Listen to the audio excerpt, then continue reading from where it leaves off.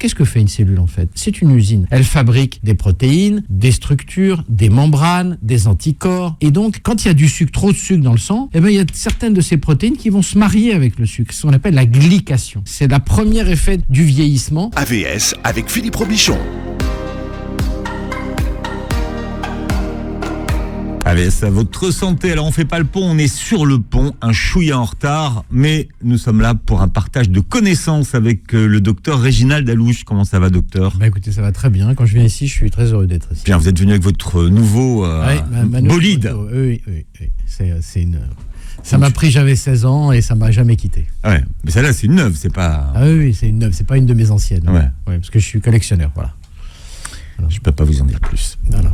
Docteur Réginald Alouche, vous êtes ingénieur biomédical et chercheur dans le domaine de la prévention du diabète et du surpoids. Et vous êtes auteur notamment de la méthode hépato-détox, mincir durablement et sans danger grâce au foie chez Albin Michel.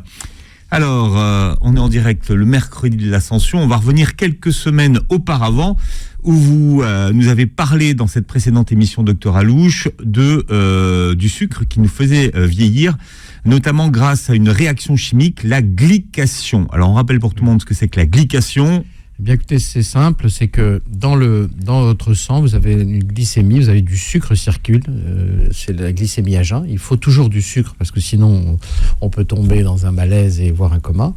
Et cette glycémie à jeun, je le rappelle, elle est entre 0,7 g par litre et 1,05 g par litre. Voilà, il y a 0,7 g par litre au minimum de sucre qui circule dans votre sang. Mais à partir du moment où vous avez du sucre qui circule dans votre sang, il va se marier avec des molécules. C'est un peu comme si vous aviez vous étiez en train de préparer un plat, vous mettez un peu de sucre pour faire le liant.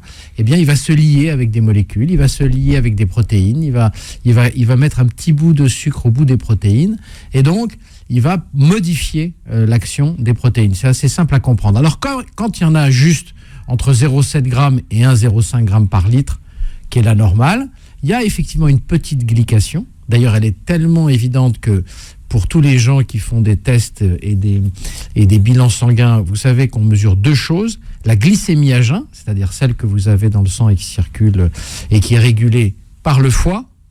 Je le rappelle, c'est lui qui régule la glycémie, c'est lui qui lâche quand il en faut, c'est lui quand il n'y en a pas assez, c'est lui qui libère, il a les réserves de sucre. Et puis, on mesure aussi ce qu'on appelle l'hémoglobine glyquée. On l'avait expliqué la dernière fois, mais on va le réexpliquer. L'hémoglobine glyquée, qu'est-ce que ça veut dire ?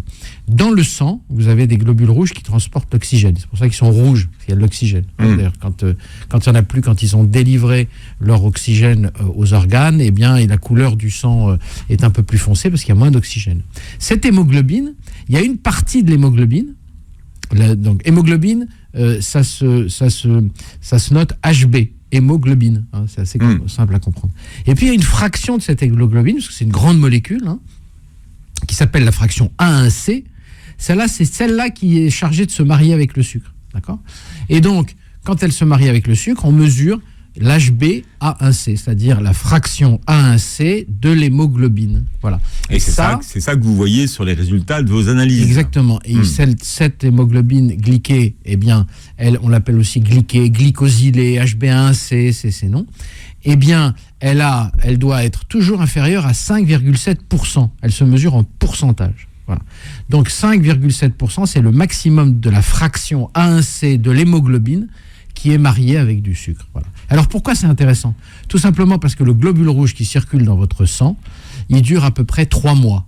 Donc il est fabriqué, souvenez-vous, toutes les cellules sanguines sont fabriquées par la moelle osseuse, par vos os, circulent ensuite à maturité, et ensuite, au bout de 3 mois, le globule rouge est détruit dans la rate et un peu dans le foie. Et en fait, qu'est-ce qui se passe ? C'est que donc, pendant 3 mois, on a, avec l'hémoglobine glyquée, c'est-à-dire la fraction A1C mariée avec le sucre, on sait combien vous avez eu de sucre pendant 3 mois. C'est-à-dire c'est une moyenne. La glycémie à jeun que vous faites lors de l'examen au laboratoire, c'est la glycémie du jour, du matin, c'est tout ce que ça dit. Et l'hémoglobine glyquée, ça vous donne le panorama, la visibilité sur 3 mois. Donc c'est pour ça qu'il faut toujours faire les deux. Parce que si vous n'en faites qu'une, vous pouvez très bien avoir une glycémie normale et une glyquée anormale. Je rappelle l'hémoglobine glyquée. Donc on rappelle l'hémoglobine, la glycémie à jeun entre 0,75 et 1,05, donc 0,7 à 1,05, ça dépend des individus, bien sûr. Et puis, la glyquée, toujours inférieure à 5,7%, parce qu'au-dessus de 5,7% et jusqu'à 6,4%, c'est le prédiabète, et au-dessus de 6,4%, c'est le diabète de type 2. Bien, je vais prendre mon élan, docteur Alouche, si vous voulez bien, puisque nous allons parler maintenant de la séquestration splanchnique. Ah, la splanchnique. Splanchnique. C'est des mots géniaux, hein. Séquestration splanchnique. Ça pourrait faire même un titre de film. Hein. Ah oui. Voilà, vous auriez la série 1, la série 2, la série 3. Et quand on google ce mot, il n'y a pas énormément de résultats aujourd'hui. Non, très peu. Oui, c'est des mots qui sont... Vous savez, beaucoup de mots en médecine sont construits soit à partir de mots grecs, comme diabète, ça vient de diabétès qui traverse. C'est-à-dire qu'en fait, on s'était aperçu que les petits-enfants qui avaient du diabète à l'époque de type 1, eh ben, ils buvaient, ils pissaient, qui traversent. Voilà, ça c'est diabétès, c'est le terme grec. Et puis splanchnique, c'est probablement aussi un terme issu du grec ou du latin, parce que la plupart des médecins, dans les années, à l'école de Montpellier, qui a été créée, je crois, au XIIe siècle ou au XIIIe siècle, qui a été la première école de médecine au monde, eh bien on parlait souvent. D'ailleurs les médecins à l'époque finissaient, on leur mettait le suffixe us, diaphorus. Médecin parce qu'on mettait on savait qu'il était médecin. Voilà, exactement. Bon, je passe sur ces détails. Donc la séquestration splanchnique, pourquoi j'en parle? Parce que tout à l'heure, on a parlé de la glycation, et effectivement, le sucre se marie avec, bien entendu, l'HB, l'hémoglobine A1C, mais il se marie avec plein de choses. Sur la peau, par exemple, sur les cellules qui vont faire la peau, les protéines que fabrique. Parce que qu'est-ce que fait une cellule, en fait? C'est une usine. Elle fabrique des protéines, des structures, des membranes, des anticorps, voilà. Et donc, quand il y a du sucre, trop de sucre dans le sang, eh bien, il y a certaines de ces protéines qui vont se marier avec le sucre, ce qu'on appelle la glycation. Donc ça, c'est le premier effet du vieillissement. D'ailleurs, c'est assez intéressant parce que quand on a analysé les vaisseaux sanguins des momies en Égypte, et alors, en moyenne, ils avaient 40 ans quand ils étaient momifiés. Donc ils vivaient pas vieux. Hein. Ils vivaient pas très vieux parce que les conditions d'hygiène n'étaient pas bonnes. Et puis, bon, peu importe, je ne suis pas un spécialiste de l'histoire des pharaons. Mais en fait, ils avaient déjà dans le sang, ils avaient déjà des problèmes dans leurs artères. Parce qu'il faut savoir que le sucre, quand il va circuler, il va aussi commencer à ronger les artères. Mais revenons à la séquestration splanchnique. Splanchnique. Qu'est-ce que ça veut dire? À partir de l'âge de 60 ans, et vous allez comprendre pourquoi c'est un effet indirect, mais c'est un effet très important. À partir de l'âge de 60 ans, votre tube digestif, donc œsophage jusqu'à l'anus, et donc avec l'intestin... Ça fait quelques mètres. Oui, ça fait 6 mètres. Eh bien, ce tube digestif, qu'est-ce qu'il va faire? C'est l'organe qui vieillit le moins dans l'organisme. C'est fou. Hein? C'est vraiment l'organe... Vous avez 100 ans, mais vous mangez, vous digérez, vous allez à la selle. Et donc, c'est l'organe qui vit le plus longtemps de très, très, très loin. Pourquoi? Parce qu'il a une propension à garder les protéines. Donc, en fait, vous allez voir comment c'est indirect et comment c'est intéressant pour l'anti-âge. Il garde à peu près, quand vous mangez des protéines, vous savez que les protéines, vous avez plusieurs choses que vous mangez. Vous avez les sucres, les graisses et les protéines. Les sucres et les graisses, ça se stocke. Les graisses, ça se stocke. Les sucres, ça se stocke sous forme de graisse. C'est ce que les gens ont du mal à comprendre. Voilà c'est les sucres. C'est pas la graisse qui se les sucres, le foie, quand il a trop de sucre, il les transforme en triglycérides, glucose, voilà. Parce que c'est facile à stocker, parce qu'il a une autre forme de stockage qui s'appelle le glycogène, qui prend beaucoup de place dans le foie. Donc qu'est-ce qu'il fait? Il le met sous forme de triglycérides et il les envoie dans les cellules spécialisées, les adipocytes qu'on a autour du ventre, des fesses, du visage, des bras et ainsi de suite. Voilà. Donc, et le troisième, c'est les protéines. Donc les sucres et les graisses, vous pouvez les stocker. Vous pouvez vous gaver et les stocker. Puisque, souvenez-vous, nous venons d'un temps où on ne mangeait pas tous les jours. Et où la préoccupation des gens tous les matins, c'était qu'est-ce que je vais bien pouvoir manger et donner à manger à mes enfants et à mes proches. Voilà. Mais les protéines, ça ne se stocke pas. Quand on les mange, on les utilise, et puis après, on ne peut pas les stocker. Donc, c'est pour ça qu'on chassait régulièrement. Il fallait chasser, parce que sinon, il n'y avait pas de protéines. Voilà. Alors après, il n'y avait pas de réserve de protéines, en fait. Aucune. D'accord. Donc, comme vous n'avez pas de protéines, qu'est-ce qui se passe? Vous n'avez pas d'acide aminé. Les protéines, en fait, c'est des chaînes d'acide aminé, des briques de construction. En fait, c'est comme si vous n'aviez plus de Lego pour continuer, de pièces de Lego pour continuer à vous construire. Pourquoi continuer à vous construire quand vous êtes adulte? Tout simplement parce que toutes les cellules se régénèrent. Il faut tout le temps, c'est une constante régénération de vos organes. Si vous n'avez pas de petites briques de Lego pour reconstruire vos organes, eh bien, vous devenez vieux et vous mourrez. Voilà. Donc, en fait, les protéines, il faut chasser tout le temps. Alors, il y a eu la révolution agricole, ce qui fait que l'homme s'est sédentarisé. Il était avant cueilleur, chasseur-cueilleur. Il s'est sédentarisé. Et puis là, qu'est-ce qu'on a fait? On a commencé à faire des céréales. Et dans les céréales, vous avez des protéines qui sont en général d'une valeur nutritionnelle plus pauvre que les protéines animales. Non, c'est pas l'équivalent. Il faut en marier plusieurs pour avoir l'équivalent des acides aminés qui vont permettre de construire l'humain. Voilà. Donc, en fait, ce qui se passe, c'est que le tube digestif, pour revenir à lui, eh bien, il garde, quand vous avalez des protéines, il en garde 20% pour lui, pour se construire lui. C'est ça la séquestration splanchnique? Alors, ça, c'est la séquestration splanchnique normale dans la vie normale. Et puis, à partir de 60 ans, figurez-vous qu'il n'en garde plus 20%, il en garde 50%. Pourquoi? C'est comme ça. C'est l'effet de... Il se protège d'abord. C'est probablement une très bonne idée, parce que vous savez très bien que, bien sûr, si on a le cœur qui s'arrête, on ne peut pas vivre. Mais si on n'a pas de tube digestif, on ne peut pas on peut pas aller sur la durée. Personne ne se dit, tiens, cette personne a fait 110 ans, 120 ans, parce qu'en gros, on peut aller jusqu'à 120 ans, globalement. Aujourd'hui, c'est... Voilà. Le nombre de divisions cellulaires... On est programmé pour vivre jusqu'à 120. Voilà. Si Dieu le veut, comme on dit. Ouais. Mais la chose, c'est que si on n'avait pas de tube digestif, on ne pourrait plus absorber d'aliments, et donc on ne pourrait pas aller jusqu'à 120. Donc en fait, paradoxalement, l'organe le plus protégé et celui qui vieillit le moins vite, de très loin, c'est le tube digestif. Pourquoi? Parce qu'il prend lui-même les protéines. C'est l'occasion pour moi de remercier le docteur Alouche pour tout ce qu'il nous apprend. Et là, on a commencé cette série d'émissions sur la question que vous posiez la dernière fois, qui était le sucre fait-il vieillir? Alors on avait vu un des processus, une réaction chimique qui est la glycation, et il y a un autre processus dont vous êtes en train de nous parler, qui s'appelle donc la séquestration splanchnique. Alors c'est très indirect, mais je crois que nos auditeurs de Beurre FM maintenant nous connaissent bien. Ouais. Ils ont un certain savoir. Le niveau a monté. Le niveau a monté indéniablement, parce que lorsque je suis interrogé, je m'aperçois du niveau de nos auditeurs. En fait, la séquestration splanchnique, c'est donc le fait que le tube digestif lui-même, l'intestin, va garder non pas 20% des protéines qu'il ingère, mais 50% quand il est jeune, voilà. Mais la moitié. Et alors, ce qui se passe à partir de 60 ans à peu près. Donc le problème, qu'est-ce qu'il est? Alors, je vous interromps, mais c'est pas 60 ans pile poil. Hein. Non, mais attendez. En médecine, je vais vous dire, de toute façon, et vous pouvez trouver sur Terre un individu de 92 ans qui, lui, n'aura pas de 50%. Ça, en médecine, il faut savoir, ce sont des données statistiques. C'est autour de 60 ans. Voilà, c'est la loi de Pareto. 80% des gens, machin. Et puis, il y a toujours 20% sur les bords de la cloche de Gauss. Voilà, tout le monde connaît ça, donc je ne vais pas...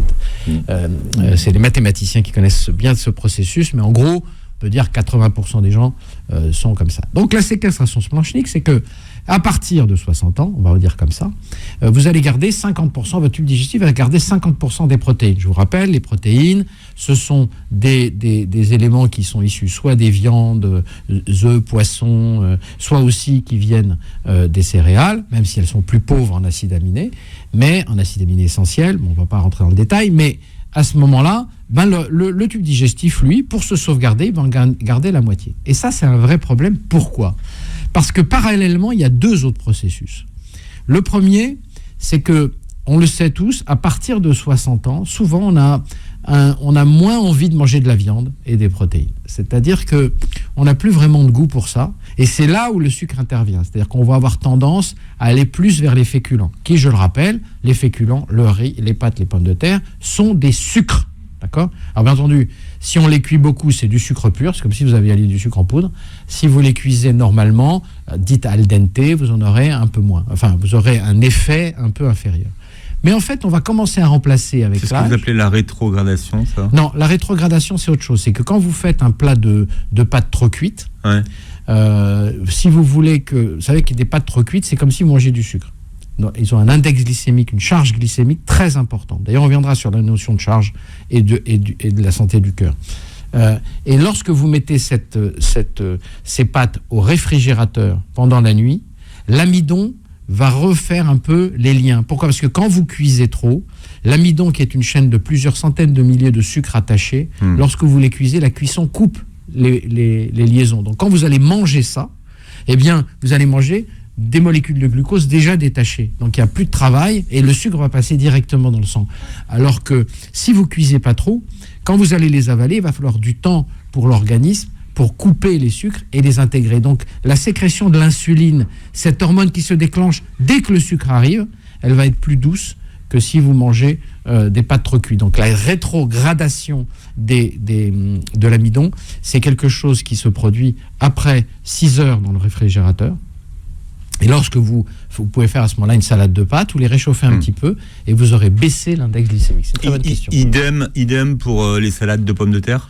Idem pour la pomme de terre, pour le riz, parce que l'amidon, c'est toujours à peu près le même. On avait fait d'ailleurs une émission sur l'amidon, on en refera une, parce que l'amylose, l'amylopectine, c'est des notions aussi, si vous allez sur Internet, qui sont très difficiles. Il n'y a pas beaucoup d'entrées. Parce que c'est vraiment la structure même de l'amidon, et c'est vraiment de la chimie. Alors on revient à nos protéines. Oui, donc qu'est-ce qui va se passer à 60 ans ? Vous aurez donc ces 3 effets. La séquestration splanchnique, c'est-à-dire le tube digestif qui se dit... Moi, je veux bien vieillir, je garde la moitié des Legos pour moi, pour me reconstruire. Plus que 20%, mais 50%, une protéine sur 2 quand même. Deuxièmement, vous avez plus de 60 ans et puis vous avez plus envie de manger vous avez moins de goût pour la viande rouge, le poulet, les sardines, les poissons et ainsi de suite. Et souvent aussi, les gens qui ont malheureusement pas assez de pouvoir d'achat, les protéines, c'est ce qui coûte le plus cher. Donc on va vers le moins cher, c'est-à-dire les amidons, les féculents. Donc vous voyez déjà, c'est un deuxième phénomène. Puis un troisième phénomène aussi qui compte beaucoup, c'est qu'on a parfois une hygiène dentaire et une santé bucco-dentaire qui est moins bonne. Donc on a mal quand on mâche.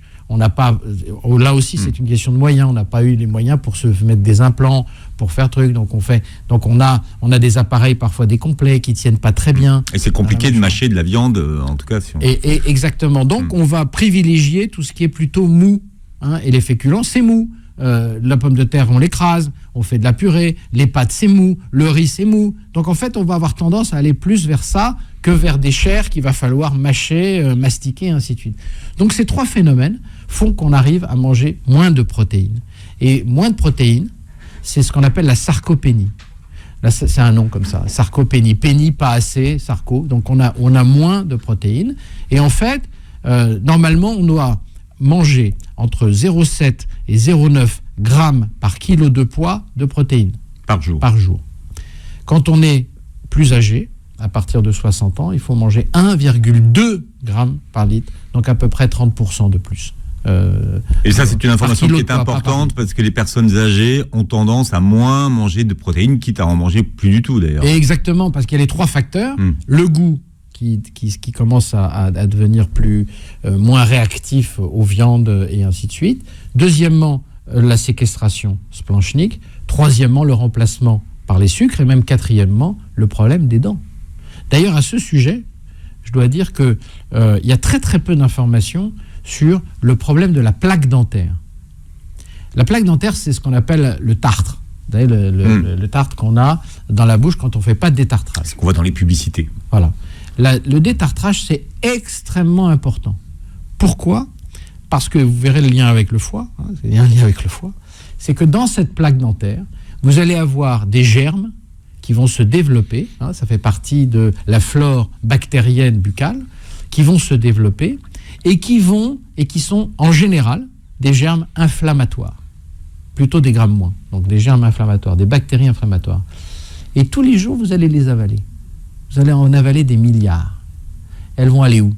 Dans l'estomac, il y en a une partie qui va être détruite par l'acidité de l'estomac, mais une autre partie qui va passer.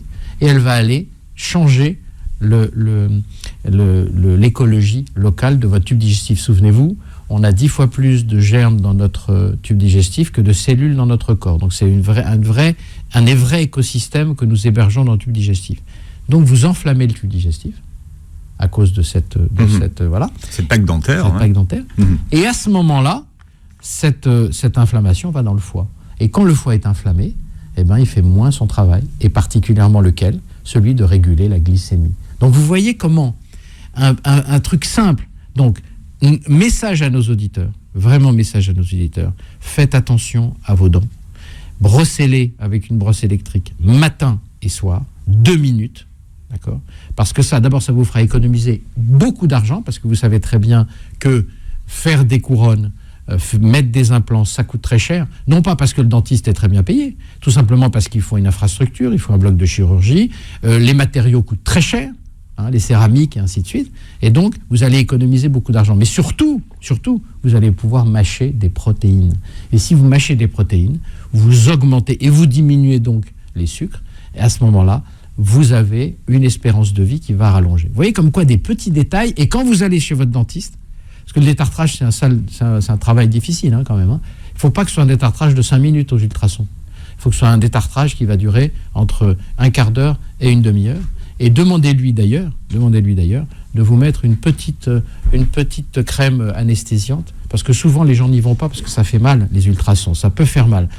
Bien entendu, il y a des dentistes qui font pas mal, mais en moyenne, on n'y va pas la fleur au fusil en disant il est chouette aujourd'hui, j'ai un détartrage. Donc faites mettre un peu de crème, c'est la crème avec de la xylocaïne, il en met un petit peu juste avant, et vous sentirez rien, et vous aurez justement, vous ferez une santé d'acier si vous avez des dents d'acier. On revient sur la sarcopénie. Alors, qu'est-ce que c'est précisément? Je continue. Excusez-moi, il y a une chose qui m'a échappé, c'est que quand on a ce sucre avec l'âge, on sait aujourd'hui que plus on consomme, plus on a une charge glycémique importante, plus on risque d'avoir des problèmes cardiovasculaires et des problèmes cardiaques. Il faut le savoir. Donc, vous voyez comment, en partant d'un vieillissement naturel normal, plus le fait de ne plus avoir le goût pour les protéines, et donc on augmente proportionnellement, il faut bien manger, on augmente proportionnellement les féculents ou les sucres, et à ce moment-là, on continue à attaquer son système cardiovasculaire. Et ça, c'est vrai pour les gens qui n'ont pas de diabète, comme pour les gens qui ont un prédiabète et les gens qui ont un diabète. Oui, et puis il y a cette idée qu'avec l'âge, on est moins actif, donc il faut manger moins de protéines. Voilà. Et alors très, très bonne question, Philippe, parce que il faut enlever un mythe qui circule de partout. On dit, alors, premier mythe, à partir de 20 ans, on perd des neurones. On perd tant de milliers de neurones.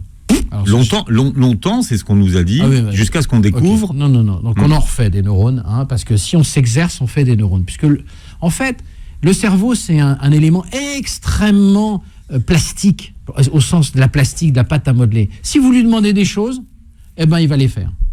D'accord ? Si vous lui demandez rien, et que vous restez sur votre canapé devant la télévision, petit à petit, il va fermer des boutiques. Puisque vous n'avez pas besoin de ces boutiques. La boutique de l'analyse, la boutique de l'esprit critique, la boutique de l'apprentissage, il va les fermer. Si en plus, vos vaisseaux sanguins sont sucrés et qu'on glyque des neurones, on empêche la transmission de l'influx nerveux et donc on accélère le vieillissement. Vous voyez comment c'est fait ? C'est vraiment quelque chose de très très important. Donc on fait... Alors premier mythe sur les neurones. Les neurones. Deuxièmement sur les muscles. 70 ans, vous faites du muscle si vous vous exercez. Il n'y a pas cette idée qui consiste à dire qu'à partir d'un certain âge, on ne ferme la boutique. Oui, on fabriquait plus de muscles, non. En fait. La réalité, c'est qu'à partir d'un certain âge, c'est vrai pour les femmes lorsqu'elles ont la ménopause, et les hommes quand ils commencent leur andropause. En fait, c'est une inégalité entre les hommes et les femmes. Les femmes, la ménopause, c'est un arrêt c'est doux, ça prend 4-5 ans, puisqu'il y a la préménopause, on a des bouffées de chaleur, on a du mal à dormir, parfois on est un peu irritable, on prend un peu de ventre et tout ça. Ça, parce que les hormones sexuelles, c'est des hormones qui stimulent beaucoup la formation de muscles. C'est donc... pourquoi d'ailleurs ? Vous savez pourquoi les hormones sexuelles stimulent les muscles ? Tout simplement parce que il faut chercher l'autre. Parce que la nature ne veut qu'une chose, c'est se perpétuer et avoir une descendance. Donc, il faut avoir des muscles pour chasser, avoir des muscles pour aller chercher son promis ou sa promise. Voilà, c'est aussi bête que ça. Et à un moment, quand on a fait les enfants, avec l'âge, ça s'arrête. Et à ce moment-là, on fait moins de muscles. On a moins de... Parfois, le désir est un peu altéré, bien qu'aujourd'hui, les choses sont très, très relatives. Donc, on fait du muscle à 70 ans. On continue. Voilà. C'est-à-dire que pour les gens qui se posent la question de l'intérêt de se mettre, par exemple, à faire du sport ou de la gym à passer 60 ans. Vous pouvez commencer à 60 ans, vous pouvez commencer à 70 ans. La seule limite, c'est souvent l'arthrose des articulations. Et si vous faites de l'exercice, faites un jour sur 2, un jour sur 3, pour permettre à vos articulations de récupérer. On sait tous que quand on jouait au foot à 15 ans, on se faisait une petite truc, le lendemain ça allait. Et pas à 60 ans. Hein. Il y a un troisième mythe ou il y en avait que 2? Non, enfin moi les 2 mythes que je connais, c'est cela. Voilà, c'est cela. Alors le sucre nous fait-il vieillir? C'est ce que nous sommes en train de voir avec le docteur Alouche dans cette 2e émission consacrée au sujet. Et un phénomène qu'on n'a pas encore abordé, c'est le phénomène de l'inflammation. Oui. Alors, en quoi est-ce que le sucre est inflammatoire pour l'organisme? Alors, je vais prendre peut-être l'exemple des centrales nucléaires. Vous savez qu'on a eu cette année un problème, c'est qu'il y avait une usure des tuyaux qui refroidissent le cœur des réacteurs. Je ne suis pas un spécialiste du nucléaire, donc que les spécialistes ne m'en veuillent pas. Mais en fait, il y avait une usure qui était liée à l'eau elle-même. L'eau, on le sait, hein, le calcaire, mais ce sont des eaux adoucies de toute façon.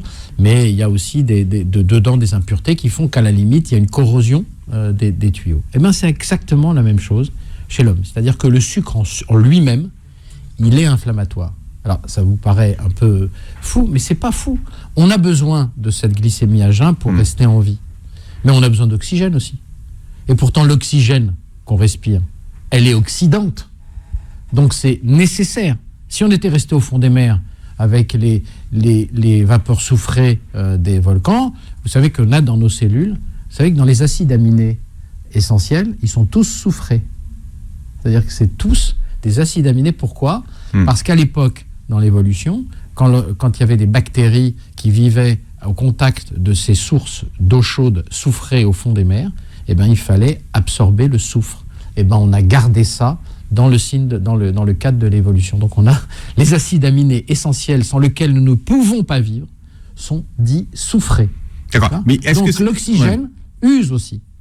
L'oxydation. D'accord, il n'y a pas que le sucre qui est oxydant. Quand on prend des compléments alimentaires antioxydants, qu'est-ce qu'on fait ? On compense l'effet d'oxydation de l'air. Non, mais on ne peut pas se passer d'air, comme on ne peut pas se passer de la glycémie à jeun. Donc il y a une usure qui est liée au fait d'avoir du sucre dans le sang. Mais si on en a trop, eh ben à ce moment-là, il va y avoir d'autres phénomènes qui vont commencer à intervenir. Et particulièrement, si on en a trop du fameux LDL cholestérol. Vous savez qu'on a fait une émission sur le cholestérol que je vous invite à revoir parce que c'est important de comprendre le cholestérol. Parce qu'on dit beaucoup de choses qui n'ont strictement aucun sens concernant le cholestérol. Le cholestérol est indispensable à la vie. D'accord ? Mais ce sont les transporteurs. Il y a le cholestérol, rappelez-vous, il est fabriqué à 80% par votre foie, donc 20% apporté par l'alimentation. Les grands pourvoyeurs de cholestérol, c'est la charcuterie, certaines graisses, les œufs, le beurre, voilà. D'accord. Mais ça ne veut pas dire qu'il ne faut pas en manger, hein. Ça veut simplement dire qu'ils amènent 20%. Donc voilà. Les 80% du cholestérol, qu'est-ce qu'il fait ? Le cholestérol, il est nécessaire pour faire des hormones, des membranes, fluidifier le sang, il en a besoin pour le cerveau et ainsi de suite.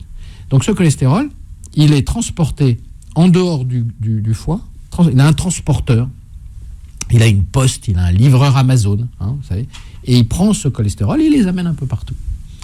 Et puis, ça c'est donc celui qui l'amène un peu partout, c'est le LDL, Low Density Lipoprotein. C'est un transporteur, le LDL.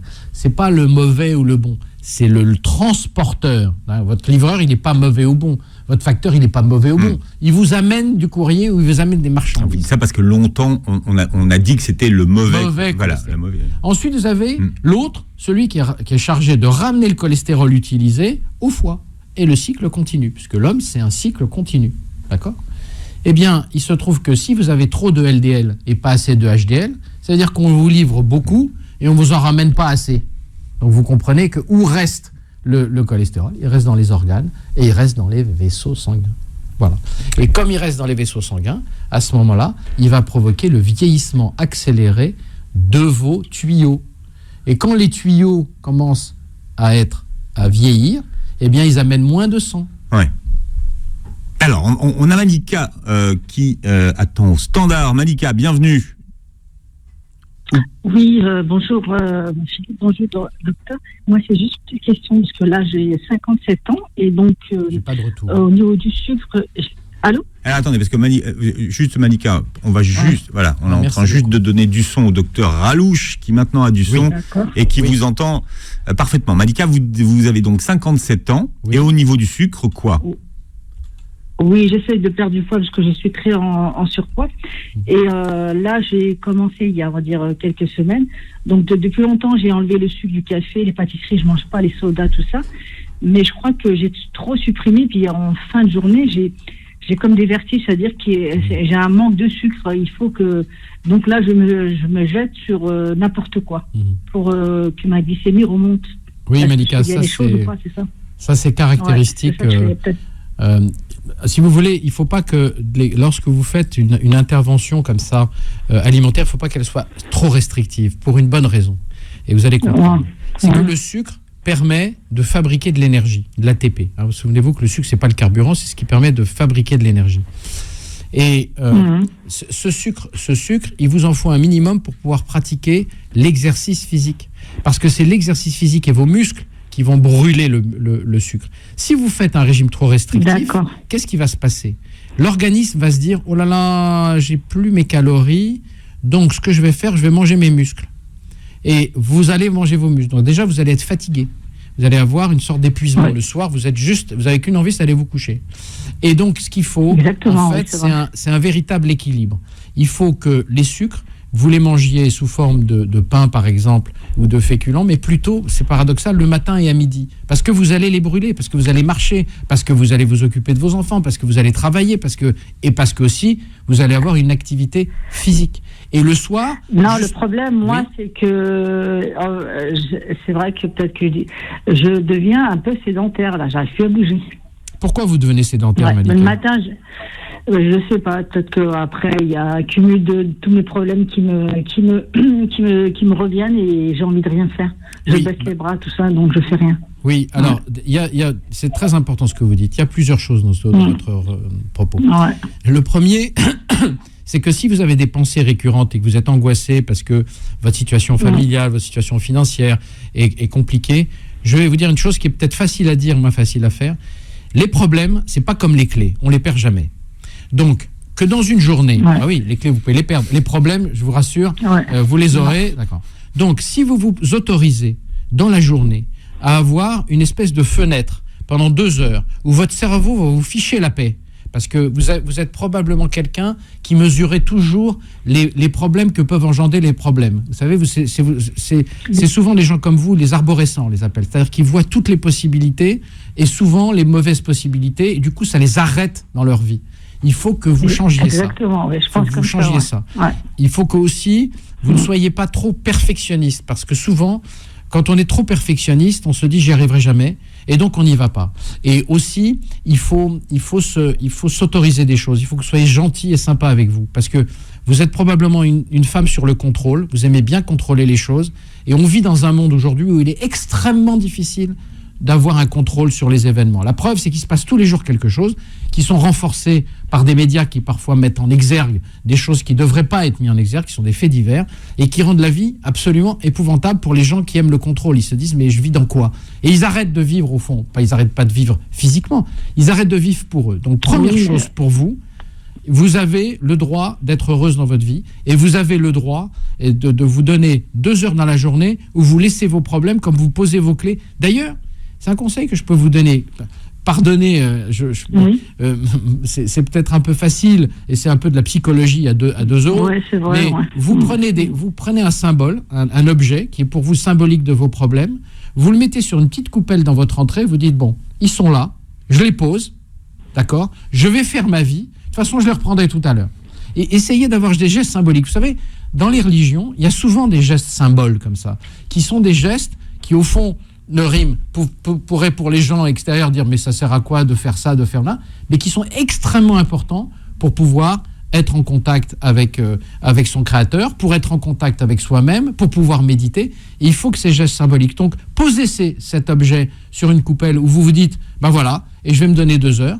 Et donc après, il faut structurer votre nouveau régime. Si vous prenez du poids, c'est parce que vous n'avez pas une balance bonne entre ce que vous mangez et ce que vous brûlez. On sait aujourd'hui que lorsqu'on pratique 3 fois 50 minutes d'exercice physique par semaine, on diminue de 56% le risque de devenir prédiabétique ou diabétique. Donc l'exercice physique, vous avez 57 ans, Malika? Oui, je suis pas diabétique. Je me surveille oui, quotidiennement. Mais vous avez je suis à 57 ans. 97. Vous avez 57 ans? Ouais. Bah, Ouais. 57 ans. Ouais. Vous avez des enfants? Oh, ils sont grands, oui, j'ai plus personne à ma charge. D'accord. Vous avez des petits-enfants? Non, pas encore. Pas encore. Bon, ben, si Dieu veut, vous en aurez. Et une chose qui est évidente, prenez votre sac 3 fois par semaine, comme un métier, et allez bouger. Et vous verrez que en refaisant du muscle, rappelez-vous, on l'a dit sur cette antenne, 1 kilo de muscle brûle 30 calories par jour sans bouger. Donc plus vous aurez, donc l'exercice vous permettra pas de maigrir, il vous permettra d'augmenter votre masse musculaire et donc d'augmenter proportionnellement ce qu'on appelle le métabolisme de base, c'est-à-dire votre empreinte carbone, on va faire à la mode, hein. C'est-à-dire ce que vous brûlez en calories par jour pour rester en vie. C'est ça qu'il faut faire, Malika, et il faut vous donner un peu de tranquillité dans votre tête, parce que je pense qu'il y a beaucoup d'idées qui bouillonnent et qui vous empêchent. Je fais travailler beaucoup mon cerveau, ouais. Exactement. Ouais. Mettez-le au calme, faites de la méditation, faites des moments, donnez-vous des moments pour vous où vous pouvez vous retrouver. Parce que sinon, si la vie c'est juste une suite ininterrompue de problèmes qu'il faut régler, c'est invivable. D'accord ? Donc essayez de faire ça, vous avez le droit de faire ça, vous avez 57 ans, vous avez réussi vos enfants, donc vous le méritez. Donc faites-le, s'il vous plaît. Ok, d'accord. Ok ? Voilà, je suis désolé. Et mettez vos problèmes dans la soucoupe. Dans la soucoupe, et vous verrez. Alors, je sais, ça peut paraître un peu. Non, j'aime bien l'image. Mais là, vous savez, la vie, c'est une affaire de symboles. Il y a beaucoup de symboles. Hein, tout est symbole. Et quand on oublie ces symboles, eh bien, à ce moment-là, on a une vie un peu moins agréable. Voilà, Malika. Malika. Merci, docteur, c'est gentil. Merci, Philippe aussi. Merci. Gros bisous, Malika. Vous insistez souvent sur le fait qu'il faut bouger. Hein. Bouger, oui. C'est pas forcément aller à la salle de sport. Hein.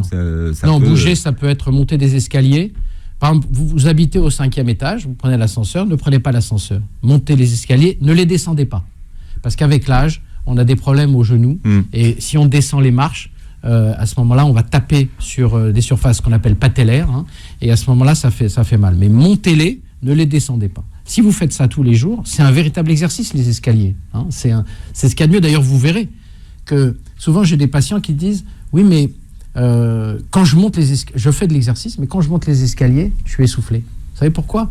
Parce que souvent, quand on fait de l'exercice, comme je l'ai conseillé à Malika, on est dans sa zone de confort. On fait toujours les mêmes choses. On est au même rythme, on n'augmente pas l'intensité. Votre organisme, lui, qui est très épargnant de calories et d'énergie, il s'habitue et il fait marcher toujours les mêmes muscles. Donc il faut toujours sortir un peu de sa zone de confort. Faire du fractionné, par exemple. Hein, c'est-à-dire le fractionné, quand vous allez faire, par exemple, de l'elliptique ou du rameur ou du vélo ou de la natation, vous nagez cool pendant deux longueurs et puis vous en faites une à fond.